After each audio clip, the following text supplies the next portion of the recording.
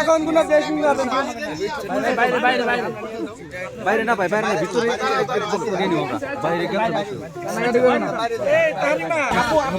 ভাই এদিকে যান এদিকে এই পিছাও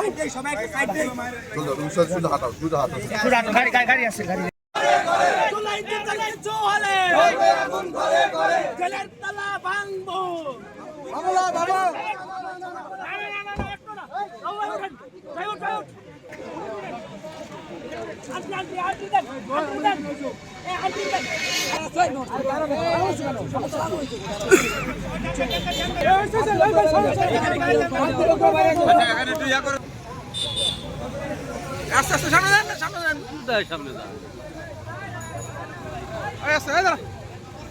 তাহরিমা জান্নাত সুরভি জুলাইয়ে গণঅভ্যুত্থানের অগ্রভাগের একজন যোদ্ধা এবং তিনি একটি মিথ্যা মামলায় আদালতে হাজির হয়েছেন এবং তাকে জামিন দেওয়া হয় নাই। আজকে যে ঘটনাটি আবার ঘটেছে, তার জামিন নামঞ্জুর করা হয়েছে এবং রাষ্ট্রপক্ষের আবেদনের প্রেক্ষিতে 2 দিন রিমান্ড মঞ্জুর করা হয়েছে। তিনি প্রায় 12 দিন যাবৎ কাস্টডিতে আছেন।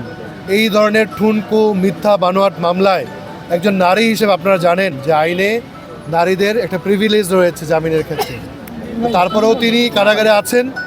তিনি জামিনে মুক্তি তো পানি নাই, উল্টো এজন্য একটা ঠুনকো মিথ্যা মামলায় তার 2 দিন রিমান্ডের আবেদন মঞ্জুর করা হয়েছে। এটি খুবই গর্হিত এবং তার বয়স কম, তিনি শিক্ষার্থী। এটি উল্লেখপূর্বক আমরা যখন উচ্চ আদালতে মানে এখানে জেলা দায়রা জজে যখন আমরা ক্রিমিনাল রিভিশন দায়ের করেছি এবং আমরা প্রত্যেকটি গ্রাউন্ড পুঙ্খানুপুঙ্খরূপে বলেছি এবং অন্তর্বর্তীকালীন জামিন চেয়েছি, তখন আদালত সন্তুষ্ট হয়ে 4 সপ্তাহের অন্তর্বর্তীকালীন জামিন মঞ্জুর করেছেন আমাদের যে গাজীপুর জেলা বার রয়েছে এর সাধারণ সম্পাদকের জিম্মায়।